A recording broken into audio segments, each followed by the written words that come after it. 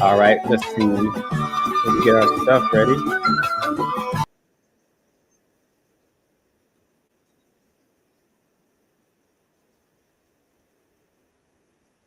You have Ilyas Samaria of Horn of Africa. Okay.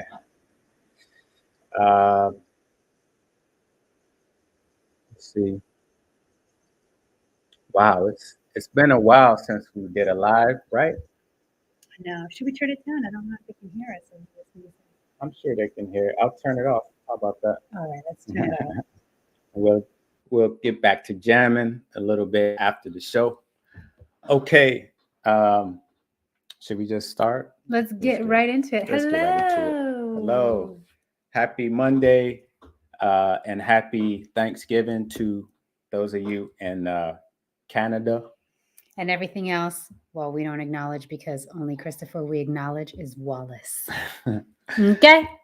All right. So am I right? Am I speaking for the both of us when I say that? You speaking truth to power. Only Christopher we acknowledge is Wallace. Yes. Said by the great Hove. Shout out to Brooklyn.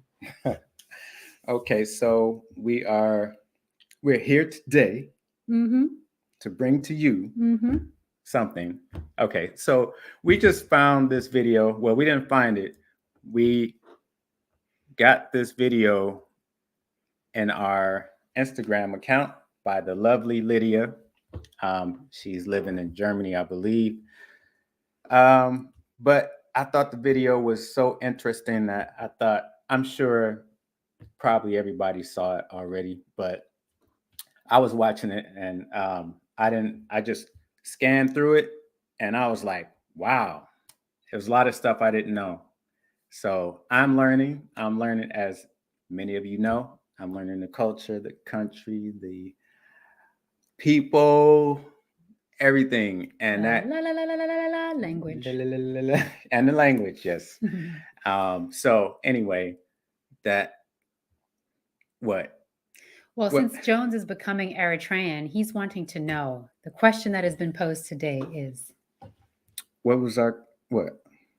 can the Western media be objective? Can the Western media be objective? Specifically pertaining to matters that are not about the West or that are not centered around the West. And in this case, specifically tied to Eritrea, can the Western media still be objective? Yeah, because I know, you know, I'm from the West, so I know the media, but I had never seen anything regarding Eritrea on Western media. Not really. A lot of people in the continental United States don't know a lot about Eritrea, not even Ethiopia, other than like in the 80s when we were kids and they had like this hunger program or campaign going on. Just seems like a lot of after you get older, you realize there was a lot of what you call that? Misinformation. Misinformation. And what's the other word? Propaganda. Yeah. So propaganda is a very real thing, and a lot of Black people don't understand propaganda. Like we just don't. Like it's all around us. We get hit with it daily, like nonstop. And a lot of us don't even know when we're being propagandized, right? So this video about Eritrea and the Western media, let's have a look, and we just gonna react to it. I mean, you know, I had no idea. And also, just before we begin, I just want to say this: we don't stand for any.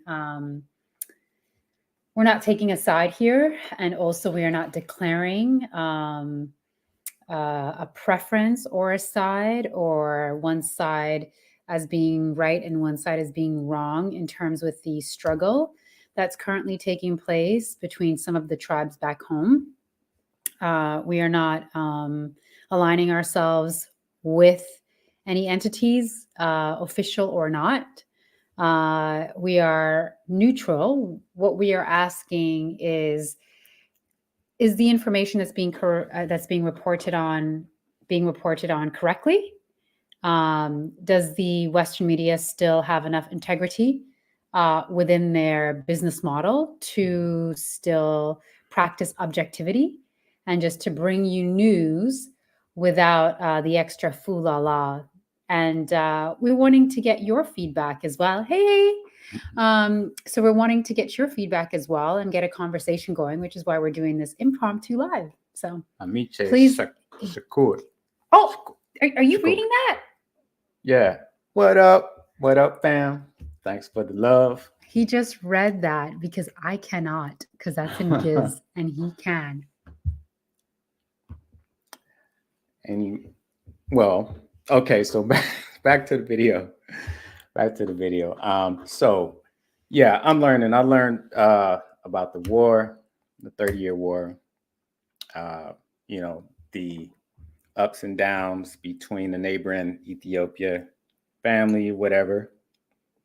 That Tigray stuff, it's a lot. It's a lot of stuff I'm trying to learn. So we're going to get to this video, and I'm ignorant. I'm ignorant to everything.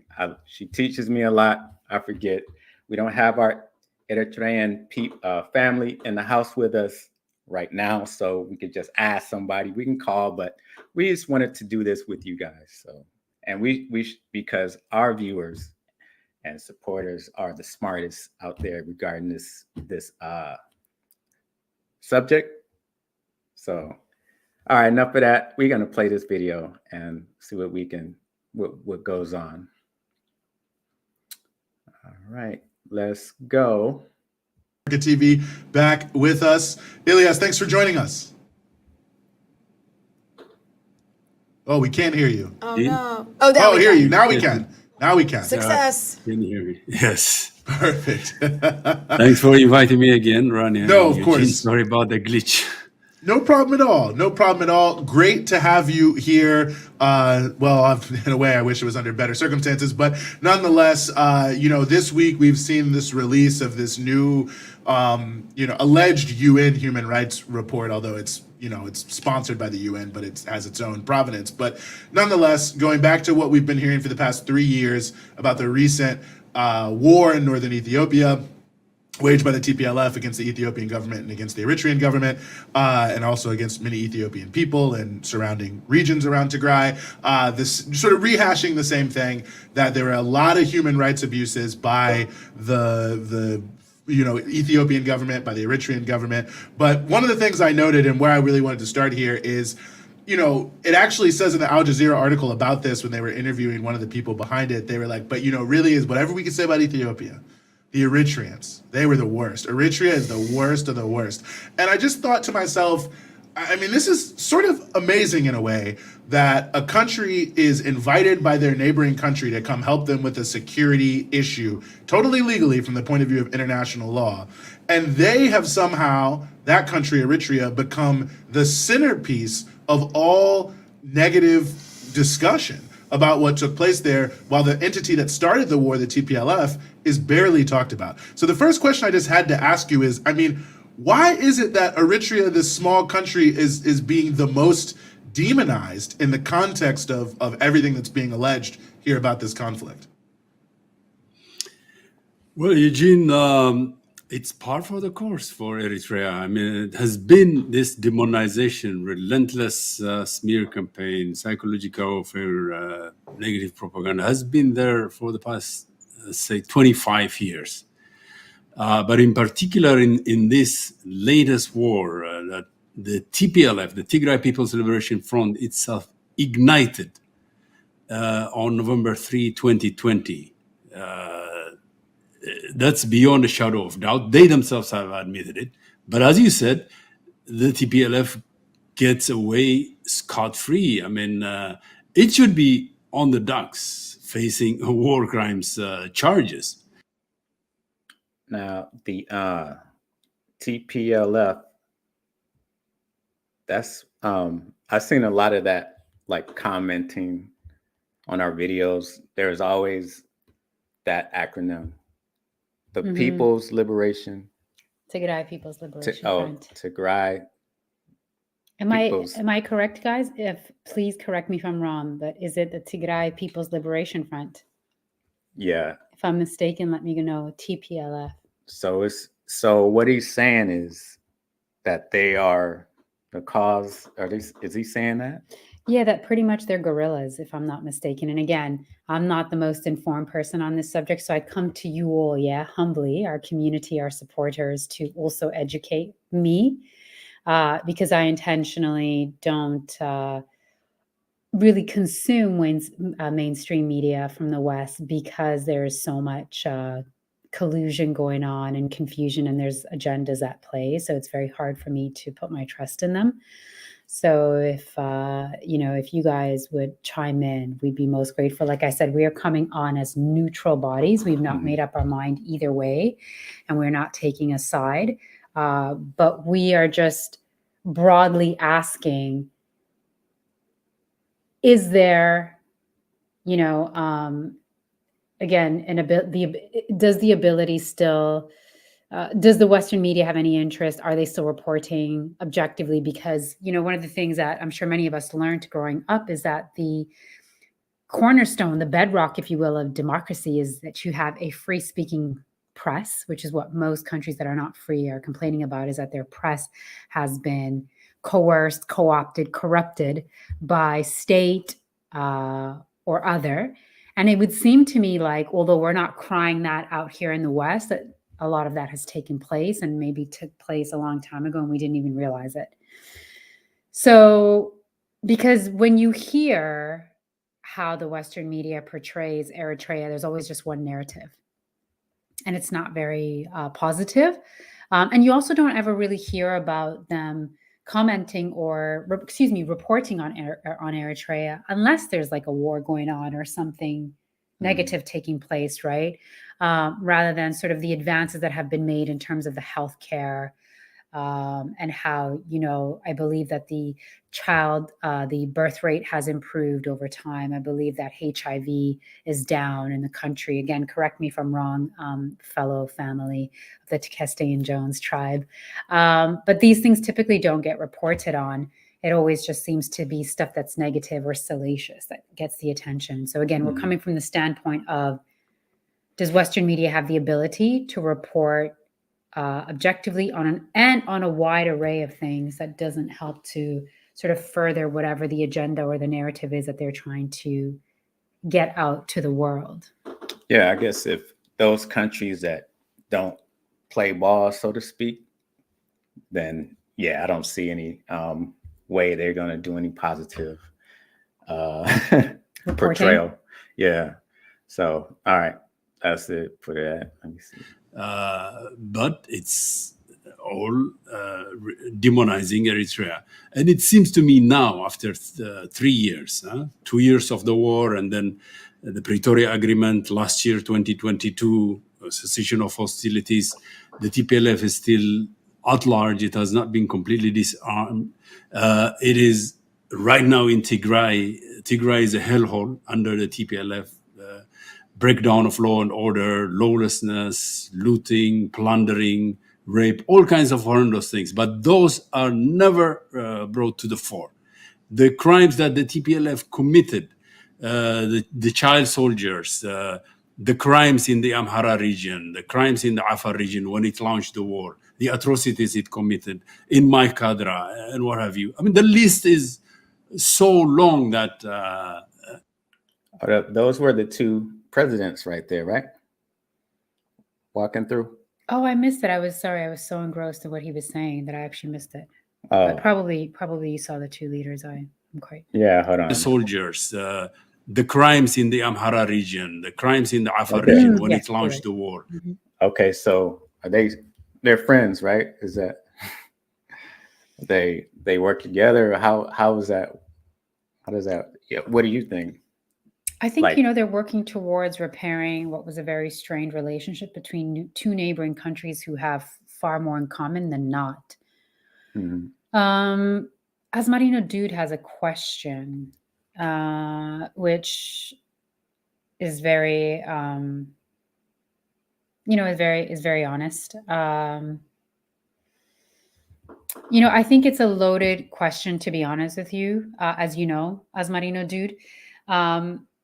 I will say this, sort of earlier how I said to you, that most most people in the West don't even realize, they're not even awakened to the fact that we have a media that has been sabotaged or hijacked, rather, completely hijacked to me by, whether it be big state, big government, big pharma, big agro food, big food, and big tech. I believe that these are the entities that have taken over Western media in the West. But the thing is, the Western populace as a whole, I don't think is fully taking that on board. And so there's still,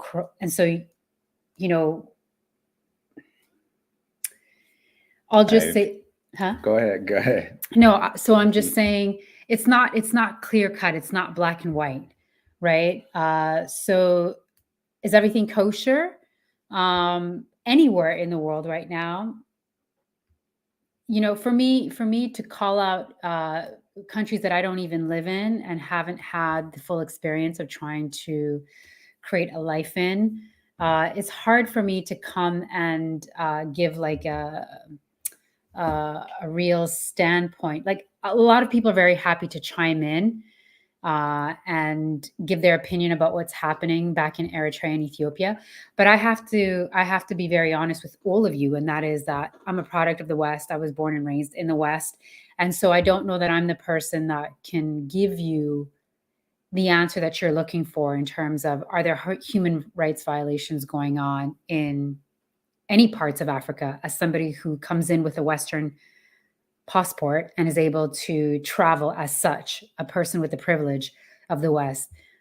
My family would be better suited to answer those questions for you, specifically family members that are still living in Eritrea. And whilst I could give you their 2 cents, it should come from them. I don't want to speak on their behalf. So this is what I will say. No. I know you're not trying to be controversial.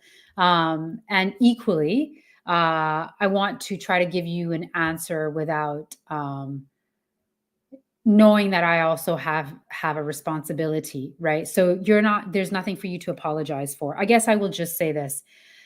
There were, to me, as a person coming from the West, violations of human rights in 2020 and 2021 and 2022 here in the West in a way that I have never seen before. Yeah, some people could say, there are human rights violations here as well. That look very differently, right? Very differently. Yeah, so they're real, they're subtle, they're hidden. Right. They're in a way where you wouldn't think it was until after you had some afterthought. Yeah, even though the evidence is there in black and white, meaning we saw both Biden and Trudeau make promises that certain products were never going to be mandated because there was a lack of data, time, etc. Okay. Right. And then they both went on to do that. And I was in both Canada during that period of time, as well as the United States. And I can tell you that, especially the experience in Canada was horrible. And if you don't know any people in Canada, you wouldn't know how horrible it was. We were literally not even allowed to gather with our family members outside on a park bench without possibly incurring a fine. We weren't allowed out of the house. Some places in Europe and Australia, I believe, also had something similar. You needed documents to be out of the house.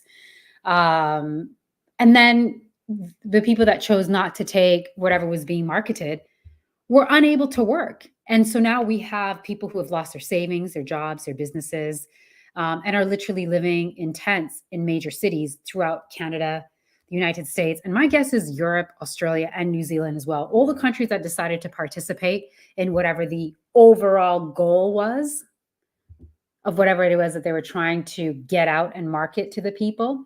Whoever was not buying into that was not able to go to school. In Canada, they were not able to rent vehicles, board a flight, even a domestic flight. As a Canadian, we weren't even able to leave the country of Canada for a period of time, right? Without repercussions upon our return. So yeah, I could have caught a flight out. Trying to throw people in jail for.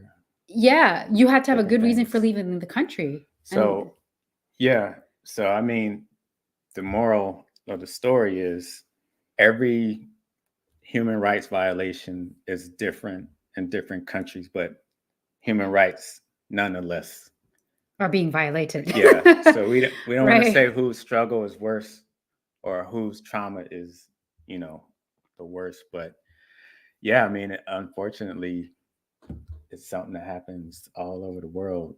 But let's Yeah. want to continue with the. Yeah, but just before you go back to the video, I would say be concerned, of course, with what's happening back home. And Adi, I get it. We all have family, relatives, all the rest of that. And it's because, we're connected and tied to this amazing place on the continent.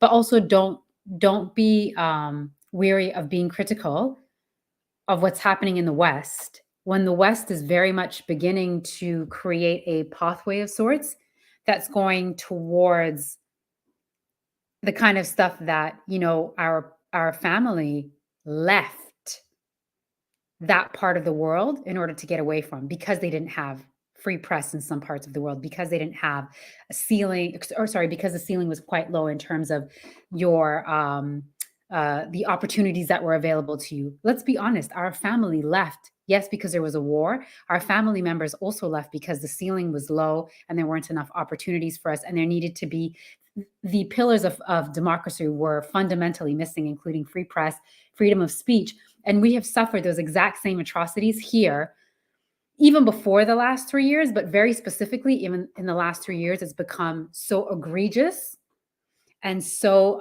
in our face that it's hard for us, I think, in the West to continue to keep our heads buried in the sand and pretend like the problem is only in the old countries, when these problems are beginning to show up here in the new country. And it's seemingly we're making the road towards what our parents and grandparents may have left in order to give us a better opportunity. It seems that we're making our way towards that kind of reality instead of bringing everyone over towards a reality where there's more equality, more freedom, more opportunities.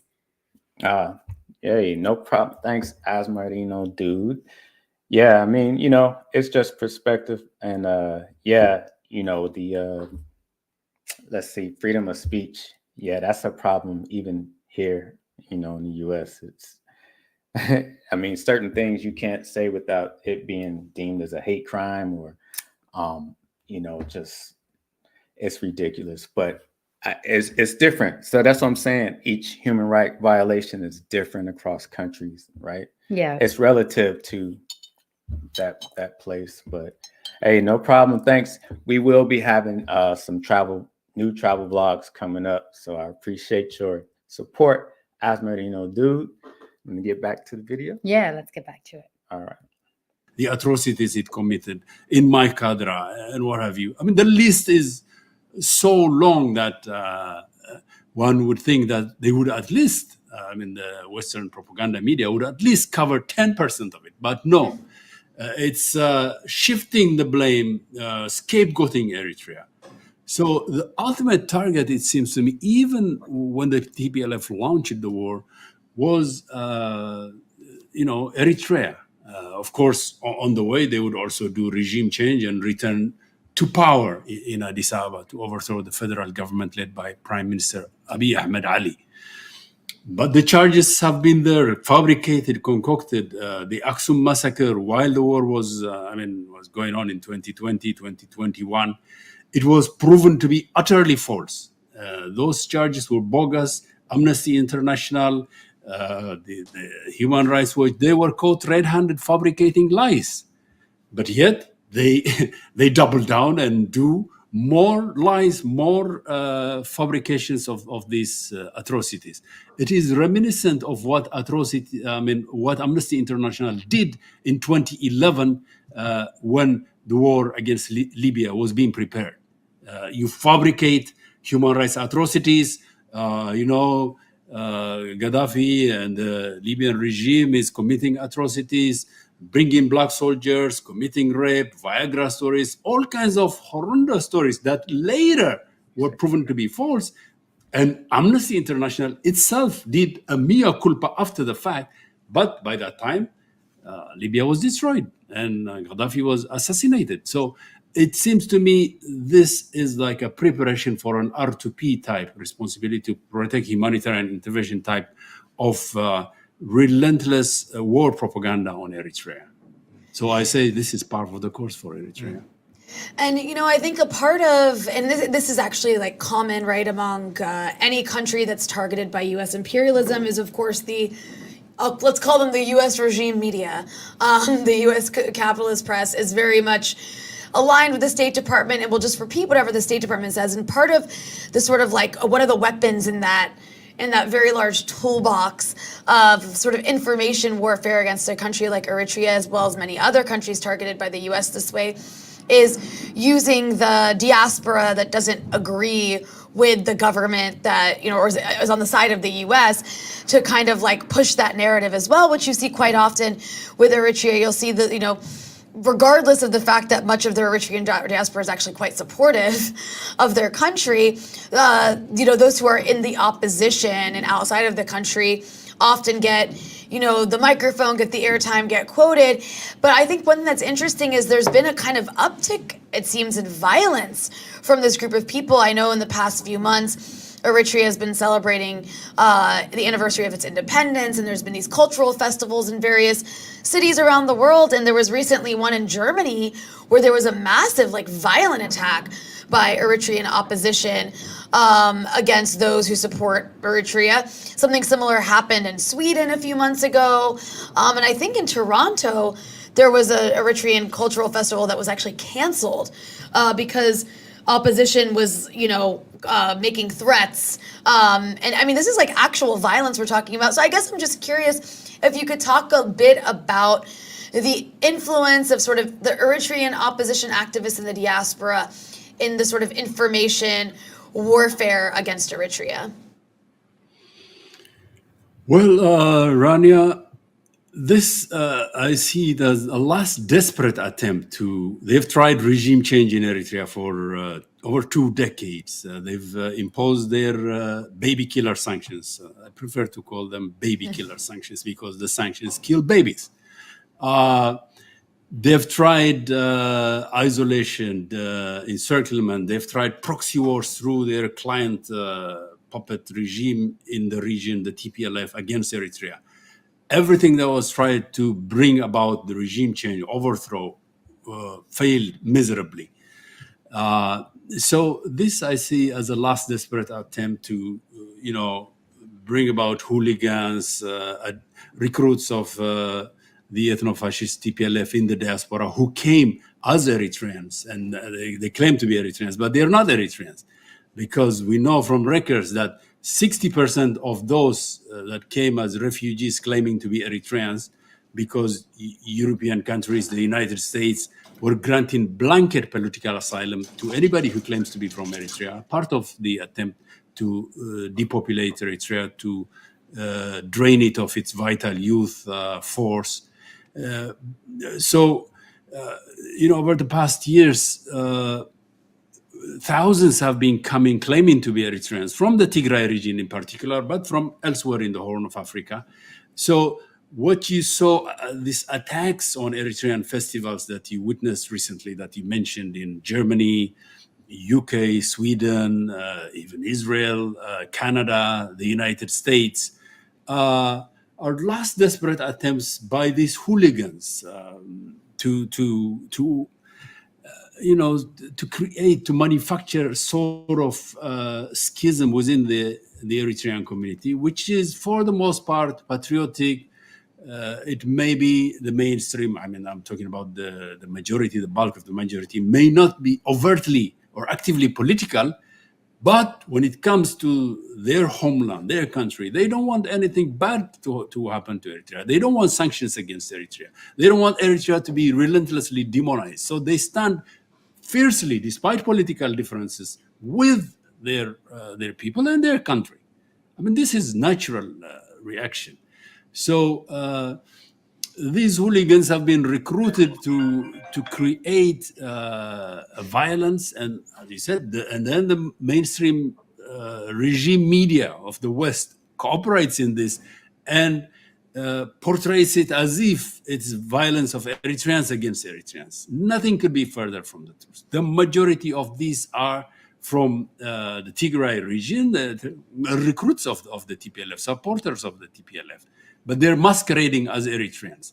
True, there may be a sprinkling of a few Eritreans with them, but about 90% of them are TPLF, followers. And so this is a continuation of the TPLF war that failed miserably the past 2 years in Ethiopia, against Ethiopia and Eritrea. The TPLF was defeated. It was forced to sign the Pretoria cessation of hostilities. Hold on. So I was floored by people acting like they're Eritrean. Like that's some real like strategic warfare, having people infiltrate something and masquerade like they're from that country. That is wild. These are the rules of engagement when at war. Is that what are Yeah. Is there anything that you But nothing's- are there no lows that you could get to when engaged in war? Anything could happen. I mean, I could throw an example from the West. Well, let's see, for instance, back in 2020, for instance, in that very hot summer of 2020, I remember as a New Yorker at the time that there were videos circulating where we saw seemingly, allegedly, police officers or other officials bringing bricks and other things to the boroughs of like Brooklyn and what have you in order to help incite. Oh yeah. There's always a mole, or they do that. Okay, with the when they have a lot of the riots, they'll have like people on opposite sides to So it's like these are the sort of the rules of engagement. So, it's like anything goes. I mean, that makes sense when I'm reading like some of our Eritrea videos and some of the comments. There's like actually like people seem like they're about to fight or they're fighting, and then somebody will throw out you're Tigrayan or you're not Eritrean. That's what that means. I was like, how is somebody telling somebody they're not something? So I didn't even understand that was an actual thing. Well, a couple of people on our channel said the same thing about me, that I wasn't actually Eritrean or from the Tigrinya tribe. But I'm not here to say one tribe is better than the other or not. No, I'm just trying to tell you all that I'm 100% from the Tigrinya tribe. Let's be clear. Let's say hello. Hey, Tom. Also, I just wanted to go back to Asmarino Dude. I just want to say one last thing, Asmarino Dude, because you said something here about, the grievances. You hope that one day there's an opportunity for Eritreans to express themselves. And I just want to add that, friend, we have those repercussions here in different ways. Because truthfully, I can't be on this YouTube with you all, talking about freely over some of the scientific reports that have come out since 2021, 2022, the excess deaths, yada, yada, yada, pertaining to X, Y, and the Z, or even saying things like, I'm a woman, don't refer to me as something other than that. Yeah. There are repercussions. I will be deplatformed, speaking against and quote unquote canceled. And so all I'm saying is that I want you all to see, that whilst we are very grateful to be out here and we understand the opportunities that are available to us and certainly the veil of there's more freedom. Maybe it's not a veil. Maybe it's fair to say that freedom comes on a spectrum, that we have more freedom than some of these other places that sometimes, refer to as totalitarian, et cetera, but it is not perfect here. Right. And this is the comment that I was responding to. Thank you for highlighting it. It is not perfect here. And the reason why that's important, that we still are able to criticize, is because if we're going to pretend to be living in a democracy, or if we are stating that we live in a democracy, then we should be able to criticize and get the results that we're seeking for without repercussions, without the worry of being canceled, deplatformed, ousted, etc. Because things don't get better when we can't converse and have dialogue. Intelligent, meaningful dialogue, not you're this, I'm that, throwing, just foolishness out and calling each other names. But like, legitimately, you can't silence my voice if I'm bringing to you a legitimate concern. And I feel that it's violating to me and my ability to speak freely, whether it be about my gender, how I'm referred to as a woman in this society. You know what I mean? Like, or the fact that I do read science journals that are coming out about a particular product, or the fact that I do tune in to the hearings that are taking place with regard to what happened over the last 2 years, and whether or not there should be repercussions with the leaders that chose to take these steps that they did to disempower people from attending school, from working to keep a roof over their head, to make an autonomous decision about their bodies and their medical health. So that's all I'm saying is that you have to be able to criticize not just what's going on over there, but if you're going to be a participant in a democracy, you have to be able to criticize what's going on here. And believe me, y'all, there is plenty to be criticizing at this time if you're paying close enough attention. I say stop watching the CNN and the Fox News, which are just trying to pit us against each other, and pay attention to what's happening on C-SPAN. Yes, true indeed, Beanie. And thanks, DJ RJR. Okay, so shall we? Yeah, let's continue. So the violence is being exported, so to speak, to the West. And the target here is the Eritrean people, their culture, their identity. And the reaction we're seeing is that Eritreans are unified. On the contrary, when such attacks come, it unifies us. The secondary contradictions, the minor political differences are put aside, and we stand aside. We are like that. I mean, decades of struggle against all odds. These cultural festivals, by the way, have been going on in Europe and the United States, in the West, for the past 5 decades. No violences have been witnessed before. So this is a new phenomenon, but yeah, it's one thing for sure. Like in the U.S., nobody is ever gonna like picture Ethiopian, Eritrean, or any Habesha thing as being violent. Cultural event. Like those two don't even go together. Like it's like a paradox. in the U.S. Yeah, like we would never ever think there would be an issue with Eritreans or Ethiopians having some cultural event. Like we wouldn't even think like, oh, there's not going to be nobody's in danger of going.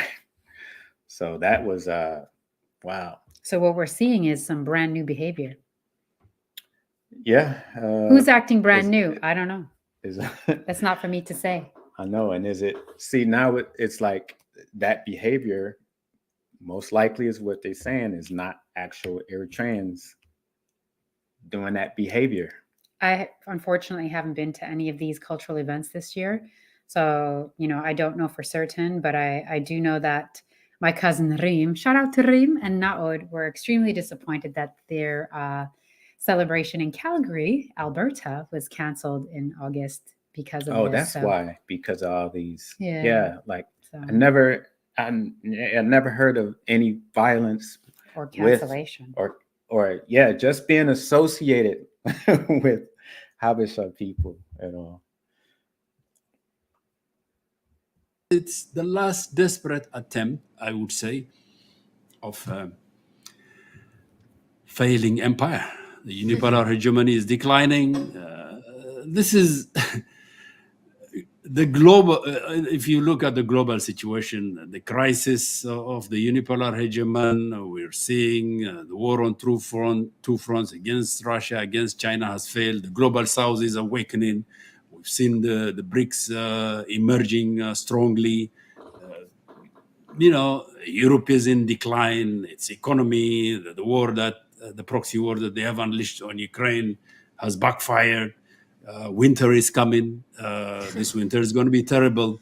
So, in a way, I also see that this may be a preparation for fascism on the rise in Europe, where the migrants, the black refugees will be scapegoats. In the 1930s, there were Jews to be scapegoats. Anti-Semitism was there. So who's going to be, when the economic crisis hits Europe, who's going to be the scapegoat? I see, you may call me conspiracy theorist, but that also may be at play. In any case, what we've witnessed here was that the law enforcement, the police were in cahoots with the disruptors, with the violent thugs. They let them, they treated them with kid gloves. They let them get away scot-free with violence, with injuries. Even in some countries like Germany, the police themselves were stopped. Who gets away with such kind of hooliganism, with such kind of lawlessness and violence? Where in the West can black men get away with That's a violence really good against point. police? Yeah. You know, we're living here in the United States. We know what happens to any black man who steps out of line. Right. The police don't even need excuses to shoot black people, Yeah. to choke black people. We know what happened to George Floyd. That's recent memory. So And that, again, yeah, that is I would say that's a human rights abuse issue. You know,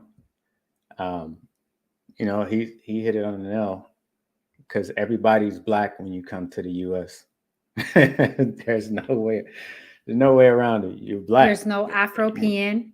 Yeah. There's no separation between me and Afropean and African American and a Caribbean. Black is black. Yeah, because if the police are involved, they're not gonna care what tribe. They don't care what country. They don't care what kind of black person you are. If you got black skin, you're black. They don't care if you're African American, Caribbean, whatever. Everybody's black in the U.S. So. In other words, everyone can get Or it. Western, yeah. As the youth would say, anyone can get it. That's how it goes. All right, back to this. this, I think, is an orchestrated, well-coordinated global attack against the Eritrean diaspora community, which for the most part is patriotic and is standing by its country. It is part of the war against Eritrea. Is what I can conclude. Well, Ilyas, as always, really appreciate you helping us sort through all of these issues. You're a contributing editor at Horn of Africa TV. And as always, thanks so much for giving us some of your time here on the Freedom Side. Rania and Eugene, thanks as always. I'm becoming a frequent guest, and I like that. So do we. Okay, we didn't need to show that, but yeah, that was a interesting video. I wanted to get some, I was just floored at the fact that I didn't know much about the TPLF. I didn't know that there are people, I didn't even think of it, but that makes perfect sense that they would have people claiming to be Eritrean, to be in some of these situations and gatherings and causing trouble. I didn't know that people from other countries could portray being Eritrean to get the benefits. Like that was the asylum, wow to me. The asylum, yeah. Yeah, like I didn't. Okay, so I mean, there's certain people who can pull that off. Let's say. I think in times of war, there are no rules of engagement. So yeah, to I mean, speak. Yeah. Everybody is moving to somewhere. Yeah. Who are having issues with their home government. No countries perfect. Yeah, and no one has, no one can say that it never happened here. There's Americans that are fleeing or have fled. Not in that situation to where they were directly in danger, but I'm just saying a lot of people all over the world are not happy with their governments, and they go to other countries to try to find a better life. And even different states. Like since 2020, there's been a massive exodus of both the most liberal states in this country. So California and New York both seeing a mass exodus. Yeah. For a reason. Here, I mean, states, like law-wise, states are kind of like their own countries. Their own territories, yeah. So they don't all follow like certain federal. No. And those people that are leaving left, why? Because they felt their liberties were being infringed upon, right?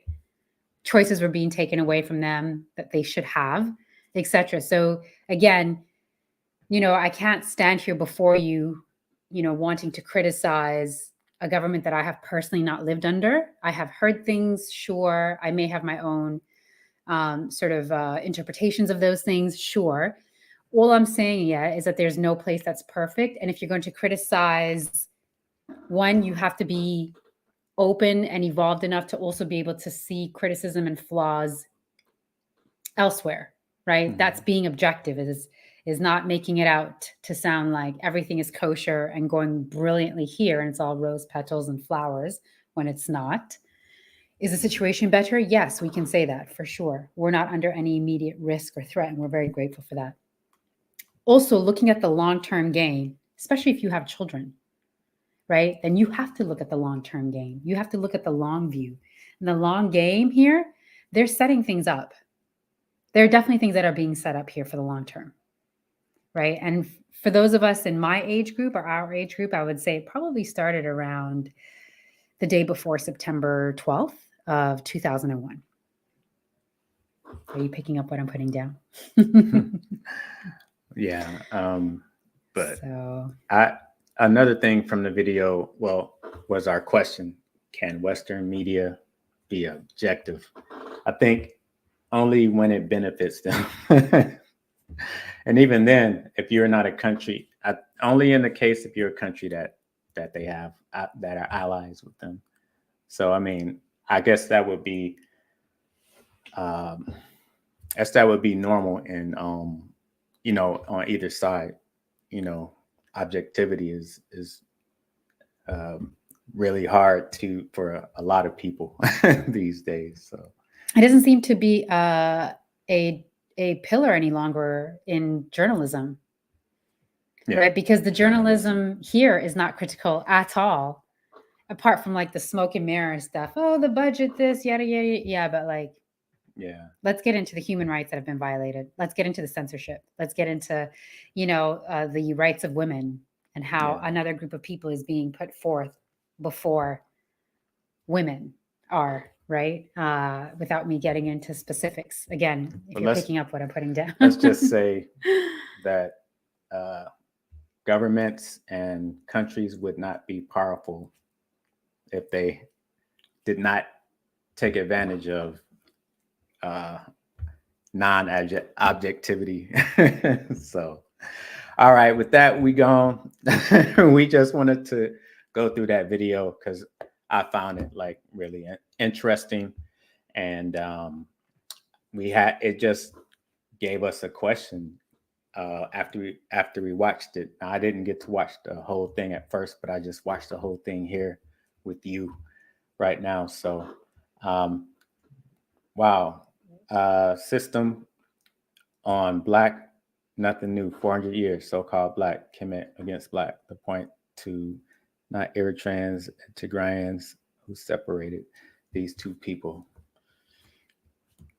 I think also just before we jump off of this live, I think it's important to also remember that sometimes two groups are being pitted against each other, and who's the person that will, or who's the party that can benefit, right? So always following the money. I think the mantra should be going forward, follow the money. Who would benefit from two tribes, two neighboring countries, two states going head to head with each other? Always follow the money. For me, the answer is always there. Who's to benefit? Who's to gain when causing isolation or segregation or separation or disintegration? All of the above. There's always someone that's going to benefit, or some people or some things. And it's important to not rule them out of the equation, but keep that, your peripheral on them, because it's not entirely impossible that they could be orchestrating things like a puppeteer. I was thinking. But like a puppeteer. But I think that's it for us. We don't want to drag this out. We just wanted to sort of begin a conversation with you all. And hopefully we've done that. It looks like it in our chat. If you see this on the replay, please feel free to come in and comment nonetheless. We'll see it regardless. Oh, knowing our people, they will. Everybody's going to have something to say. And those of you that were with us live, comments. Yeah, it will be a long term. Just having fun, guys. So, all right, that's it. We out. We're going to enjoy the rest of this day off. And yeah, we are traveling sometime this year to an undisclosed location. We won't tell you, On the continent, though. but yeah, in Africa. And Hello, can't wait to Mama Africa. yeah, can't wait to see. She always singing. We can't wait to bring you that content because we also have the people. I call it when I see a Habesha people, I say, "Oh, they folks." We're gonna be in contact with a lot of other folks around different parts Of Africa. of Africa. Yeah, so stay tuned. All right. Until then, get free and stay free. Stay decent, which you are. All right. Bye.